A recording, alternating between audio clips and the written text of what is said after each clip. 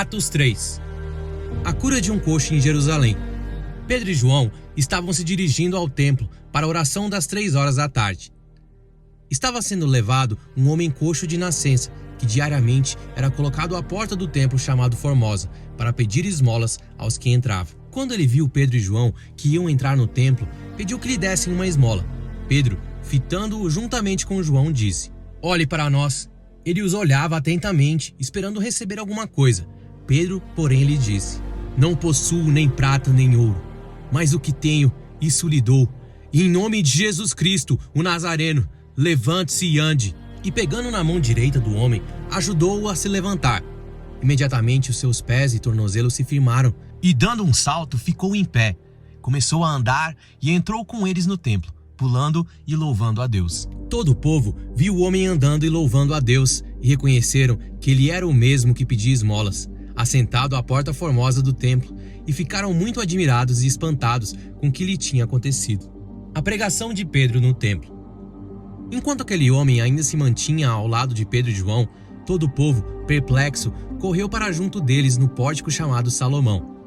Quando Pedro viu isso, dirigiu-se ao povo dizendo: "Israelitas, por que vocês estão tão admirados com isto? Ou por que estão com os olhos fixos em nós?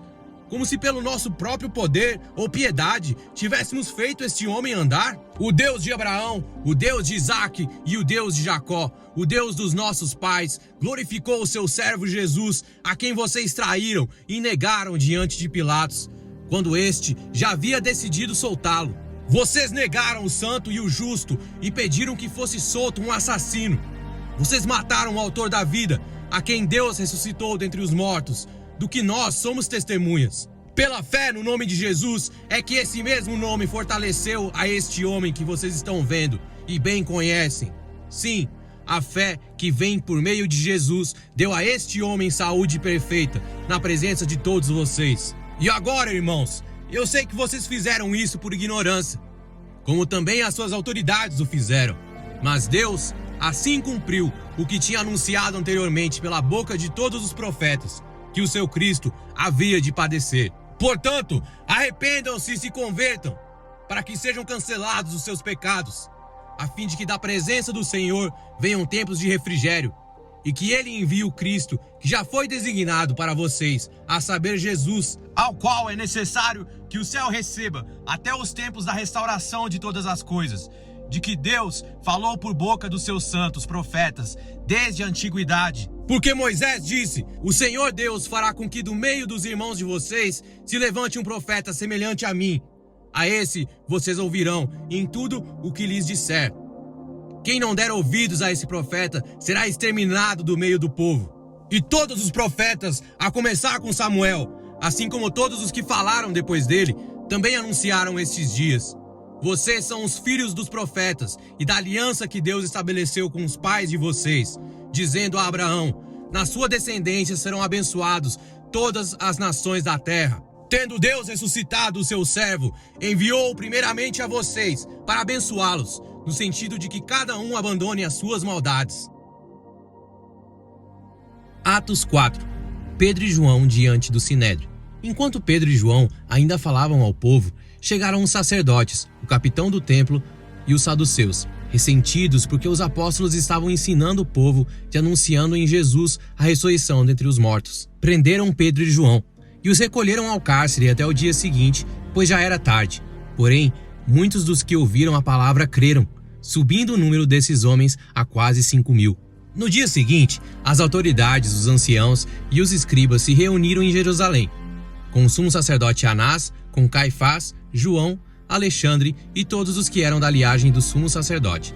E colocando os apóstolos diante deles, perguntaram: "Com que poder ou em nome de quem vocês fizeram isso?" Então Pedro, cheio do Espírito Santo, lhes disse: "Autoridades do povo e anciãos, visto que hoje somos interrogados a propósito do benefício feito a um homem enfermo e do modo com que ele foi curado, saibam os senhores, todos e todo o povo de Israel, que em nome de Jesus Cristo, o Nazareno, a quem vocês crucificaram, a quem Deus ressuscitou dentre os mortos, sim, em seu nome, é que este está curado na presença de vocês. Este Jesus é a pedra que vocês, os construtores, rejeitaram, mas ele veio a ser a pedra angular.